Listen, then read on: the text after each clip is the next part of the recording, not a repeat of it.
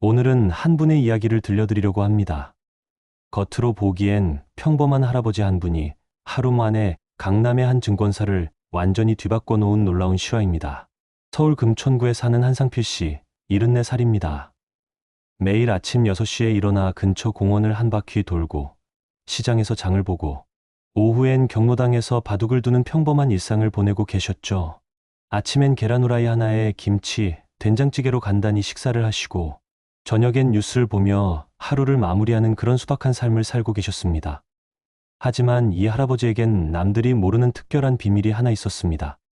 그 비밀은 지금부터 들려드릴 이야기 속에서 서서히 밝혀질 것입니다. 상필 씨는 젊은 시절부터 남다른 사람이었습니다. 19살에 고향 전라남도를 떠나 서울로 올라온 그는 건설 현장에서 막노동부터 시작했습니다. 하루 18시간씩 일해서 월 80만 원을 벌었는데 그중 60만 원을 꼬박꼬박 저축했습니다. 동료들이 술집에서 하루의 피로를 푸는 동안 상필 씨는 작은 고시원에서 라면으로 저녁을 때우고 건설 관련 책을 읽으며 미래를 준비했습니다. 22살 되던 해 콘크리트 믹서기 사고로 왼손 중지를 잃는 큰 사고를 당했습니다. 회사에서 받은 보상금 500만 원이 상필 씨에게는 첫 번째 목돈이었죠. 그 돈으로 용산의 쪽방을 월세에서 전세로 바꿨고 남은 돈으로는 정기예금을 넣었습니다. 손가락을 잃었지만 절망하지 않았습니다. 오히려 더 치밀하게 계획을 세웠죠. 3년 후 그는 작은 건설업체에 취직했습니다. 성실함과 책임감을 인정받아 현장 관리자가 되었고 30살이 되던 해에는 그동안 모은 3천만 원으로 작은 건설회사를 차렸습니다. 처음엔 단독주택 리모델링이나 작은 상가 공사를 맡아 했죠. 회사 사무실 한 켠에 침대를 놓고 살면서 전기료까지 아꼈습니다. 여름에도 선풍기 없이 버텨가며 모든 돈을 회사 운영에 쏟아부었습니다. 사업 초기 10년은 정말 지옥 같았습니다. 자금이 부족해 은행마다 대출을 신청했지만 번번이 거절당했죠. 급한 자금이 필요할 때는 사채까지 손을 댔습니다. 월 이자가 5%였지만 어쩔 수 없었어요. 직원들 월급을 주기 위해 집 전세금까지 끌어다 쓰는 일이 부지기수였습니다. 아내는 새벽 2시까지 미싱 부업을 해서 생활비를 벌었고 상필 씨는 도시락 반찬까지 줄여가며 저축했습니다. 언젠가는 반드시 성공하겠다는 신념 하나로 버텼습니다. 전환점은 45살 때 찾아왔습니다. 서울 외곽에 새로 개발되는 신도시 아파트 공사에 참여할 기회를 얻었죠. 300억 규모의 큰 프로젝트였지만 위험 부담도 컸습니다. 다른 업체들이 망설이는 사이 상필 씨는 과감히 도전했습니다. 밤낮 없이 현장을 뛰어다니며 완벽한 시공을 해냈고 그 결과 15억 원의 순이익을 올릴 수 있었습니다. 하지만 기쁨도 잠시 하청업체 하나가 갑자기 부도를 내면서 8억 원을 떼이고 말았죠. 실제로 손에 쥔 것은 7억 원이었습니다. 그래도 상필 씨는 좌절하지 않았습니다. 그 7억 원으로 여의도 오피스텔 10채를 매입했어요. 당시만 해도 여의도는 지금처럼 금융중심지가 아니어서 상당히 저렴했거든요. 주변 사람들은 왜 그런 곳에 투자하느냐며 만류했지만 상필 씨는 확신했습니다. 한강변의 개발 잠재력을 누구보다 일찍 알아본 거죠. 5년 후 그 오피스텔들은 30억 원의 가치로 뛰어올랐습니다. 50대에 접어들면서 상필 씨의 부동산 투자 안목은 더욱 날카로워졌습니다. 강남 재개발이 본격화되기 전 낡은 상가 건물 하나를 15억에 매입했어요. 주변 사람들은 너무 비싸게 샀다고 했지만 3년 후 재개발 구역으로 지정되면서 그 건물은 150억 원에 팔렸습니다. 무려 10배의 수익이었죠. 분당 신도시가 개발되기 시작할 때도 마찬가지였습니다. 아직 논밭뿐이던 시절 상필 씨는 미래를 내다보고 토지 여러 필지를 매입했습니다. 15억 원을 투자했는데 신도시 개발이 완료된 후에는 60억 원의 가치로 뛰어올랐어요. 남들이 안 볼 때 사고 모두 살 때 판다는 것이 상필 씨의 투자 철학이었습니다. 하지만 모든 투자가 성공한 것은 아니었습니다. 한 번은 지방의 공장 부지에 투자했다가 10억 원을 날린 적도 있었죠. 그럴 때마다 상필 씨는 자책하지 않고 교훈으로 삼았습니다. 실패도 공부라며 더욱 신중하게 시장을 분석했어요. 60세가 되던 해 상필 씨는 생애 마지막 큰 투자를 결심했습니다. 판교 테크노밸리가 개발되기 훨씬 전 그곳은 그저 공장들만 있는 낙후된 지역이었어요. 하지만 상필 씨는 IT 산업의 미래를 내다봤습니다. 그곳의 낡은 공장 두지 몇 필지를 40억 원에 매입했죠. 주변 사람들은 나이 들어 무모한 투자한다며 걱정했지만 10년 후 그 땅들은 200억 원이 넘는 가치로 평가받게 되었습니다. 60세가 되던 해 상필 씨는 큰 결단을 내렸습니다. 건설업계의 경기가 어려워지고 있었고 나이도 많아 현장 관리가 쉽지 않았죠. 무엇보다 자식들에게 안정적인 미래를 물려주고 싶었습니다. 그래서 40년간 키워온 회사를 정리하기로 결정했습니다. 회사 매각 과정은 순탄치 않았습니다. 여러 업체들이 인수를 검토했지만 적정한 가격을 제시하는 곳을 찾기 어려웠죠. 어떤 곳은 50억을 제시했고 어떤 곳은 60억을 제시했습니다. 하지만 상필 씨가 생각하는 회사의 가치와는 거리가 멀었어요. 1년 반에 걸친 치열한 협상 끝에 대기업 계열사에서 72억 원을 제시했고 상필 씨는 마침내 승낙했습니다. 40년간의 노고가 마침내 결실을 맺은 순간이었습니다. 이때 상필 씨의 총 자산을 정리해보면 이렇습니다. 회사 매각 대금 72억 원, 그동안 투자해온 여의도 오피스텔과 강남 상가, 건물 등 부동산 자산이 60억 원, 분당과 판교 토지가 90억 원, 그리고 은행 예금과 주식 등 금융자산이 6억 원이었습니다. 총 228억 원이라는 거대한 자산이었죠. 19살에 빈손으로 서울에 올라온 시골 청년이 반세기 만에 이룬 기적 같은 성공이었습니다. 하지만 상필 씨는 여전히 검소한 생활을 유지했습니다. 200억이 넘는 자산을 가지고도 고급 승용차 대신 10년 된 중고차를 타고 다녔고 비싼 양복 대신 작업복을 즐겨 입었죠. 아내와 함께 먹는 저녁 식사도 여전히 김치찌개에 계란 후라이였습니다. 돈이 많다고 사치스럽게 살 필요는 없어요. 검소함이 우리 가족의 미덕이니까요. 상필 씨의 말처럼 그들 부부는 평생 검소한 생활을 유지했습니다. 오히려 돈이 많아질수록 더욱 조심스러워했죠. 회사를 정리한 후 상필 씨는 새로운 고민에 빠졌습니다. 72억이라는 거대한 현금을 어떻게 관리해야 할지 막막했거든요. 은행 예금으로는 금리가 너무 낮았고 직접 사업을 하기엔 나이가 많았습니다.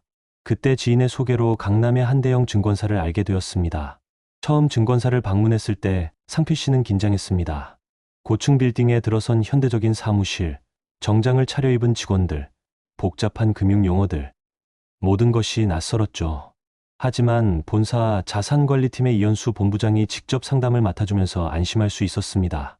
72억이라는 큰 금액 때문에 상필 씨는 자동으로 본사 PB팀 관리 대상이 되었습니다. 이 정도 규모의 고객은 보안상 지점에서 직접 관리하지 않고 본사에서 전담팀이 따로 관리하는 것이 원칙이었죠. 평소 모든 거래와 상담은 이현수 본부장과 직접 진행했습니다. 그렇게 10년간 상필 씨는 모범적인 고객이었습니다. 안전한 채권과 우량주 위주로 투자했고 무리한 투기는 절대 하지 않았죠. 본부장과 PB팀은 상필 씨를 신뢰했습니다. 급등주나 단기 수익을 노리지 않고 장기적 관점에서 안정적인 수익을 추구했거든요. 그 결과 10년 동안 꾸준히 자산이 증가해 228억까지 불어났습니다. 지난 화요일 오전 10시경 상필 씨는 강남구에 있는 대형 증권사 지점을 찾아갔습니다.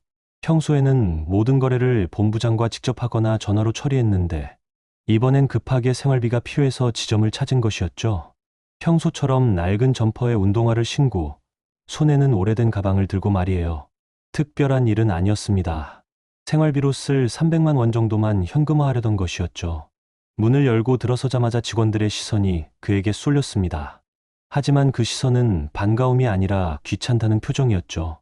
최신 인테리어로 꾸며진 로비에서 상필 씨의 수박한 차림새는 확실히 눈에 띄었습니다.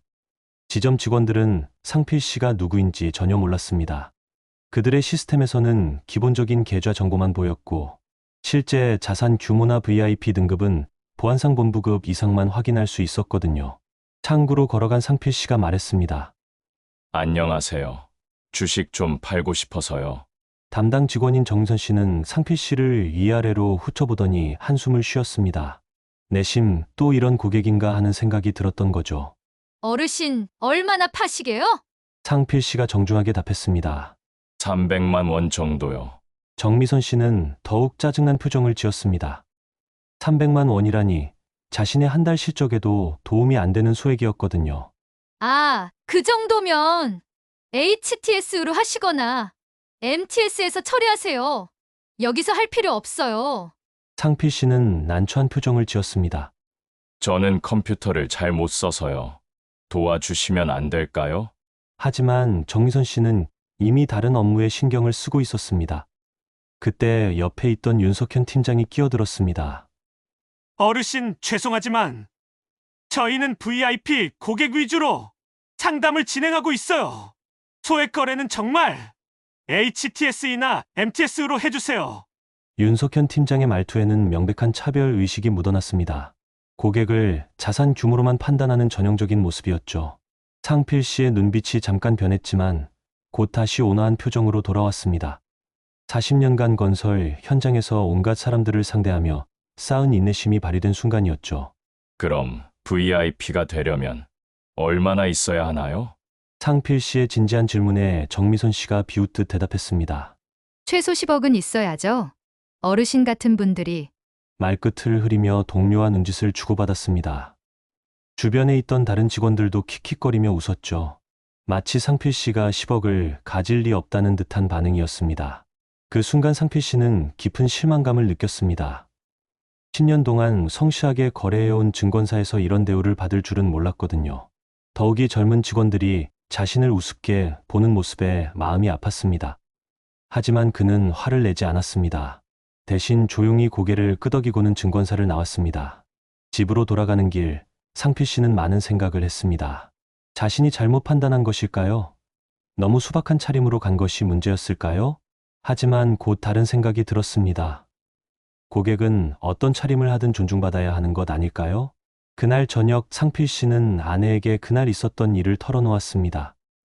여보, 오늘 증권사에서 참 서운한 일이 있었어요.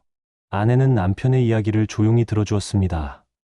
그 사람들이 당신을 제대로 알면 어떻게 나올까요?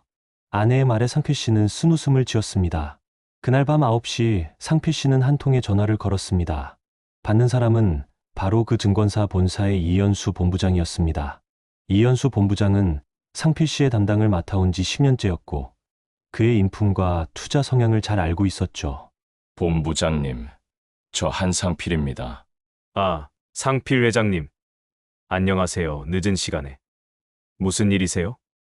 이현수 본부장의 목소리는 존경심으로 가득했습니다. 그는 상필 씨를 단순한 고객이 아닌 인생 선배로 여기고 있었거든요. 상필 씨가 차분히 말했습니다. 내일 오전에 강남 지점 한번 점검해 보시죠.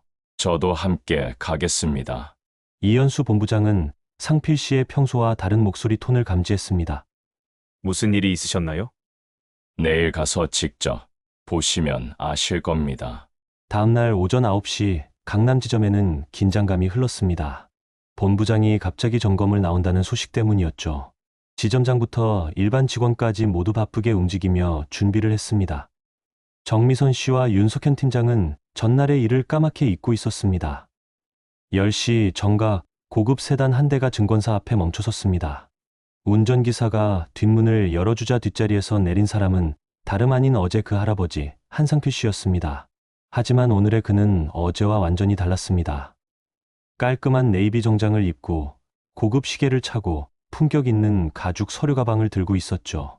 이현수 본부장이 차에서 내려 상필 씨를 정중히 모셨습니다. 회장님, 고생하셨습니다. 그리고는 함께 증권사 안으로 들어갔습니다. 직원들은 모두 얼어붙었습니다. 특히 정미선 씨와 윤석현 팀장의 얼굴은 새하얗게 질렸죠. 어제 그 할아버지가 본부장과 함께 나타난 것입니다. 본부장이 직원들을 향해 말했습니다. 여러분, 한상필 회장님을 소개합니다. 저희 증권사의 가장 소중한 고객 중 한 분이시죠.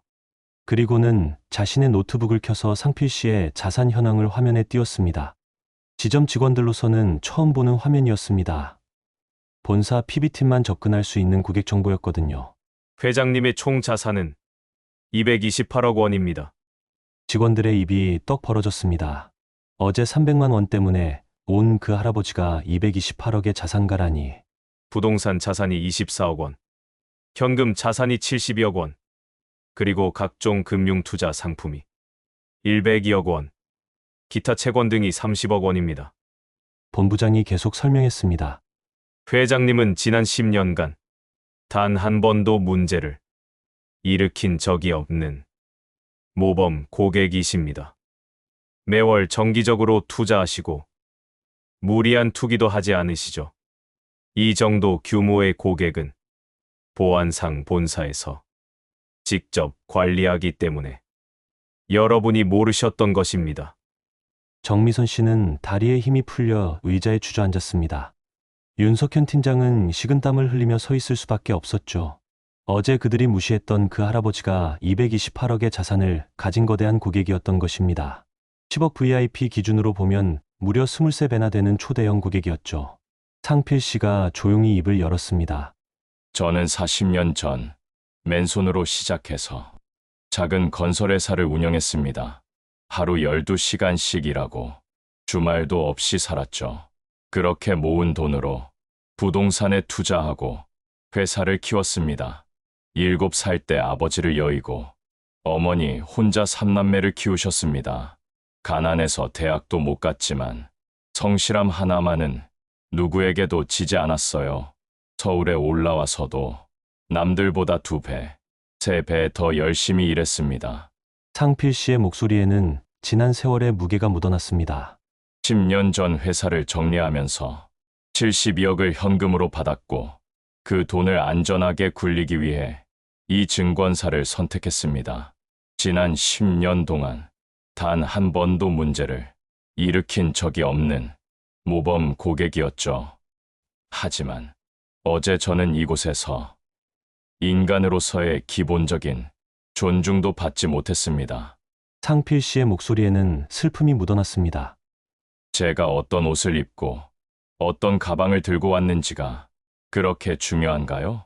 사람을 돈으로만 판단하는 것이 옳은 일인가요? 직원들은 아무 말도 할 수 없었습니다. 본부장이 고개를 숙였습니다. 죄송합니다. 회장님. 정말 변명이 여지가 없습니다. 상필 씨가 계속 말했습니다. 저는 오늘 결정했습니다. 모든 자산을 다른 증권사로 옮기겠습니다. 직원들의 얼굴이 절망으로 물들었습니다. 228억이라는 거대한 자산이 빠져나간다는 것은 지점 전체에 큰 타격이었죠. 연간 수수료만 해도 수억 원에 달하는 고객을 잃는 것이었습니다. 하지만 상필 씨의 다음 말은 더 충격적이었습니다. 그리고 제 주변의 다른 투자자들에게도 이 일을 알리겠습니다. 저와 비슷한 처지의 사람들이 얼마나 많은지 아시나요? 실제로 상필 씨 같은 자수성가한 노년층 투자자들은 서로 긴밀하게 연결되어 있었습니다. 경로당에서, 동호회에서, 각종 모임에서 투자 정보를 공유하곤 했죠. 그 주 금요일까지 실제로 무려 15명의 고객이 계좌를 해지했습니다. 총 이탈 자산 규모는 500억 원을 넘었죠. 모두 상필 씨와 비슷한 연령대의 자수성가한 사업가들이었습니다. 이들 역시 본사 PB팀에서 관리하는 고액 자산가들이었지만 지점 직원들은 그 사실을 몰랐던 것입니다. 겉보기엔 평범해 보이지만 실제로는 상당한 자산을 보유한 숨은 거대 고객들이었죠. 정미선 씨는 그 다음 주 다른 부서로 발령났고 윤석현 팀장은 지방 지점으로 좌천됐습니다. 지점장도 본사로 불려가 질책을 받았죠. 하나의 작은 실수가 이렇게 큰 파장을 불러일으킬 줄은 아무도 몰랐습니다. 하지만 상필 씨의 진짜 목적은 복수가 아니었습니다. 한 달 후, 그 증권사는 전국 최초로 시니어 전용 서비스를 출시했습니다. 나이나 외모에 관계없이 모든 고객을 존중하는 새로운 서비스였죠. 시니어 전용 상담실도 만들고 컴퓨터에 익숙하지 않은 고객들을 위한 특별 교육 프로그램도 시작했습니다. 더 중요한 것은 지점 직원들도 고액 자산가를 식별할 수 있는 기본적인 시스템 권한을 부여받게 되었다는 점입니다. 상필 씨는 자신의 자산 중 일부를 사회에 환원하기로 결정했습니다. 먼저 경제적 어려움에 처한 노인들을 위한 재단을 설립했습니다. 매달 10억 원의 기금으로 생활이 어려운 독거노인들에게 생활비를 지원하고 의료비가 부족한 어르신들을 도왔어요. 또한 젊은 창업자들을 위한 투자 펀드도 만들었습니다. 자신처럼 가난한 환경에서도 꿈을 포기하지 않는 청년들에게 기회를 주고 싶었거든요. 특히 건설업에 뜻이 있는 젊은이들에게는 특별한 관심을 보였습니다. 자신이 걸어온 이 길의 어려움을 누구보다 잘 알기 때문이었죠. 무담보로 창업자금을 지원해주고 멘토링까지 해주었습니다. 돈을 많이 벌었으니 사회에 돌려줘야죠. 저 혼자만 잘 살 수는 없잖아요. 그렇게 20억 원을 사회에 기부한 후에도 상필 씨에게는 여전히 200억이 넘는 자산이 남아 있었습니다. 아이러니하게도 착한 일을 할수록 세상은 그에게 더 많은 기회를 가져다 주었어요. 재단 운영을 통해 알게 된 사회적 기업들에 투자하면서 새로운 수익까지 창출하게 되었으니까요. 돈이 많다고 특별 대우를 받아야 한다는 건 아닙니다. 상필 씨의 말입니다. 다만 사람은 누구나 존중받을 권리가 있다는 것을 보여주고 싶었을 뿐이에요. 나이가 많다고, 옷차림이 소박하다고 함부로 대하면 안 되죠. 지금도 상필 씨는 금천구의 작은 아파트에서 수박하게 살고 계십니다. 여전히 새벽에 일어나 공원을 걸으시고 경로당에서 바둑을 두시죠. 하지만 그 증권사에서는 어떤 고객이든 처음 만나는 순간부터 최고의 예의로 대합니다. 이 이야기가 우리에게 주는 교훈은 무엇일까요? 사람을 겉모습으로 판단하는 것이 얼마나 위험한지, 그리고 진정한 성공이란 돈을 많이 버는 것이 아니라 그 돈으로 어떻게 세상을 더 나은 곳으로 만드는지에 달려 있다는 것입니다. 여러분도 일상에서 만나는 모든 사람들을 존중하는 마음을 가져보시길 바랍니다. 그 사람이 누구인지, 어떤 이야기를 가지고 있는지 알기 전까지는 절대 함부로 판단하지 마시길 바랍니다. 오늘 이야기가 여러분의 마음에 조금이라도 울림을 주었다면 좋겠습니다. 다음에도 더 좋은 이야기로 찾아뵙겠습니다. 감사합니다.